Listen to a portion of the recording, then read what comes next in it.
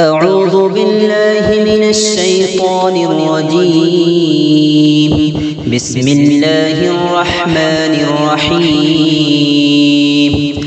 سبح اسم ربك الأعلى الذي خلق فسوى والذي قدر فهدى والذي يخرج المرعى فجعله غثاء أحوى سنقرئك فلا تنسى إلا ما شاء الله إنه يعلم الجهر وما يخفى ونيسرك لليسرى فذكر إن نفعت الذكرى سيذكر من يخشى ويتجنبها الأشقى الذي يصلى النار الكبرى ثم لا يموت فيها ولا يحيا قد أفلح من تزكى وذكر اسم ربه فصلى بل تؤثرون الحياة الدنيا والآخرة خير وأبقى